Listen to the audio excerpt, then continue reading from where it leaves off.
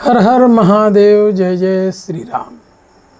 आज बात करते हैं राहु के बारे में। राहु जिसको नॉर्थ नोड बोलते हैं, ड्रैगन्स हेड, सिरोभाग, सिर कहा जाता है। राहु की कुछ विभिन्न स्थितियों के बारे में बात करते हैं। किसी भी व्यक्ति के कुंडली के विभिन्न घरों में यदि राहु हो तो कैसा रिजल्ट देते हैं। एक तो ये समझिए कि राहु के पास अपना कोई हाथ पैर होता ही नहीं है, सिरोभाग होते हैं, सर केवल।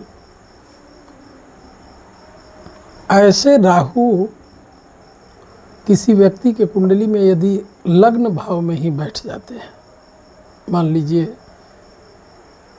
किसी कुंडली के लग्न भाव में बैठे हो राहु, तो ऐसे व्यक्ति बहुत ज़्यादा ओवर थिंकिंग करने वाले होते हैं। क्योंकि राहु के पास अपना हाथ पैर है ही नहीं। जिस व्यक्ति के पास अपना हाथ पैर नहीं हो तो वह व्यक्ति केवल और केवल अपने मस्तिष्क से ही अपने कार्यों को करेंगे, अपने मस्तिष्क का बहुत ज़्यादा इस्तेमाल करेंगे। इसलिए राहु जिस हाउस में भी जाते हैं उस हाउस को एक्टिव नहीं, ओवर एक्टिव कर देते हैं। लग्न में बैठे राहु बहुत ज़्यादा ओवर थिंकिंग करने वाला जातक हो जाता है। ऐसे जातक की किसी से बन नहीं पाती है, अपने बातों को बार बार बदलने वाले होते हैं, किसी एक बात पर टिक नहीं पाते हैं। क्योंकि राहु की यह विशेषता है, बहुत ज़्यादा ओवर थिंकिंग जो व्यक्ति करेगा वो किसी एक चीज़ पर टिक नहीं पाते हैं, बहुत लंबा टिक नहीं पाते हैं। शो ऑफ करना उनको बहुत पसंद होता है, वो अपने आप को शो ऑफ बहुत ज़्यादा करते हैं।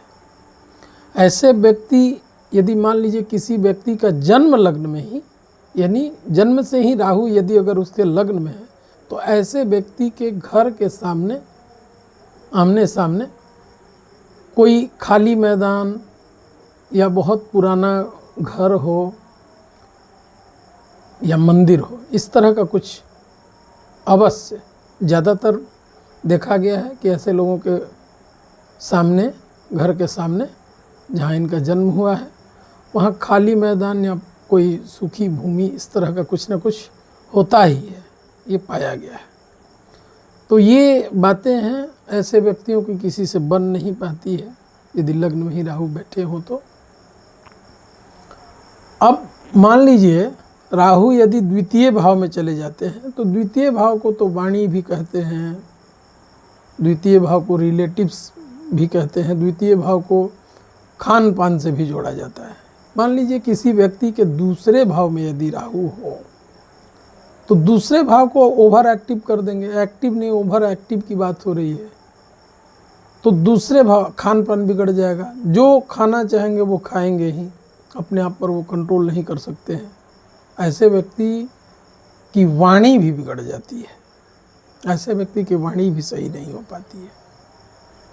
तो ये सब बातें हैं। ऐसे व्यक्तियों की पेट में समस्याएं देने वाले राहु हो जाते हैं, पेट में समस्याएं आ जाती हैं। तो ये सब बातें हैं द्वितीय भाव को।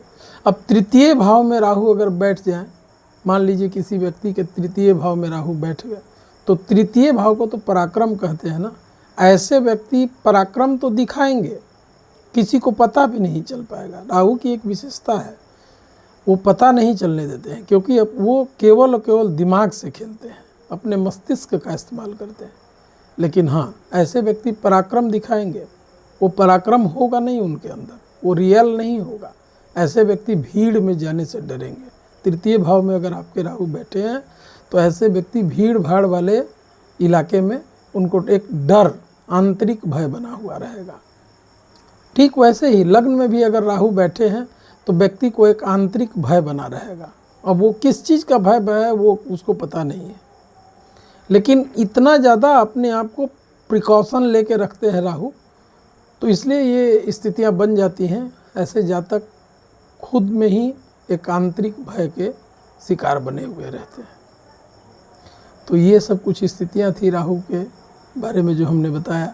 इसी तरह से फोर्थ हाउस में जाए तो सुख भाव है, तो अपने लग्जरी के लिए, अपने सुख के लिए, अपने ऐश्वर्य के लिए राहु फोर्थ हाउस को एक्टिव कर देंगे। ऐसे जातक अपने लग्जरी और सुख के लिए बहुत कुछ सबसे ज़्यादा वहीं पे उनकी चिंता बनी हुई रहती है कि कैसे इसकी पूर्ति की जाए। तो ये सब कुछ बातें हैं। पंचम भाव के राहु को अच्छा माना गया है। त्रिकोण भाव में राहु रहे तो उनको अच्छा माना गया है, क्योंकि राहु से 7वें केतु हो जाएंगे। तो ऐसे जातक बहुत उच्च शिक्षा भी प्राप्त करते हैं। बाधा आते रहती है, बदलते रहते हैं विचार इधर उधर, बट राहु टेक्नोलॉजी भी है, तो उस क्षेत्र में अगर ऐसे जातक करें तो अच्छा परफॉर्म करते हैं। और ऐसे जातक को ज़्यादातर मैंने तो देखा है, इस तरह के जातक जिनके पंचम भाव में राहु हो या तृतीय और पंचम दोनों में, तो तृतीय में भी अगर हो तो ऐसे जातक ज़्यादातर नौकरी करने वाले होते हैं, सरकारी नौकरी में पाए जाते हैं। और पंचम भाव में भी राहु होते हैं, तो ऐसे जातक मैं ये नहीं कह रहा हूँ कि सभी, किंतु बहुत सारे ऐसे जातक की कुंडली हमने देखी है जिनके पंचम राहु हैं। ऐसे लोग सरकारी नौकरी करने वाले भी होते हैं।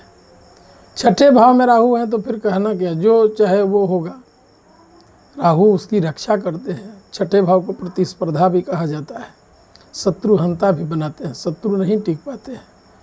विभिन्न उनकी दृष्टि, 7वीं हो गई दृष्टि 12वें भाव पर, छठे बैठेंगे तो 12वें दृष्टि हो गई 7वीं। विदेशों की यात्रा करने वाले होते हैं, व्यर्थ का खर्च भी करने वाले होते हैं। खान पान बिगड़ जाएगी, छठे भाव से भी खान पान को देखा जाता है, तो खान पान में भी बिगड़ने की संभावनाएं बनी हुई रहती हैं, बिगड़ते ही हैं। तो इसी तरह से राहु की विभिन्न भावों में हमने बताया फल। 7वें 8वें भाव में 7वें अगर चले जाएं तो इनकी पार्टनरशिप किसी से बन नहीं पाती है। 7वें भाव में यदि राहु हो तो इनके पार्टनर बहुत ही थोड़े कड़क स्वभाव के होते हैं। तो ये सब बातें हैं। 8वें भाव में यदि राहु बैठे हों तो 8वें भाव में राहु बैठे हों तो वो गुप्त ज्ञान की ओर ले जाते हैं। ऐसे लोगों को गुप्त ज्ञान, इंट्यूशन, आत्मबोध जिसको कहते हैं, ये सब प्रदान करते हैं। तंत्र के क्षेत्र में ऐसे लोग जाना चाहते हैं। इनका मन अंदर से आंतरिक भाव होता है कुछ गुप्त करने के बारे में। तो ये सब बातें हैं। अष्टम भाव से और भी कुछ पेट में समस्याएं दे सकते हैं। अष्टम भाव में बैठे हैं तो ऐसे जातक कि पेट में समस्याएं रहती हैं, ऑपरेशन की भी नौबत आ जाएगी। यहाँ तक राहु लेकर के जाते हैं, क्योंकि उस हाउस को। इसी तरह से बाकी के भावों में भी राहु के कैसे फल होंगे, ये सब हम अगले वीडियो में जानने का प्रयास करते हैं। और तब तक के लिए आप लोग को बहुत सारी शुभकामनाएं। यदि हमारा ये वीडियो आप लोगों को पसंद आया होगा, तो वैसे तो मैं कहता नहीं हूँ, लेकिन फिर भी आग्रह करते हैं, अगर पसंद आया होगा तो लाइक और सब्सक्राइब ज़रूर कर दीजिए। फिर अगले वीडियो में मिलते हैं। धन्यवाद।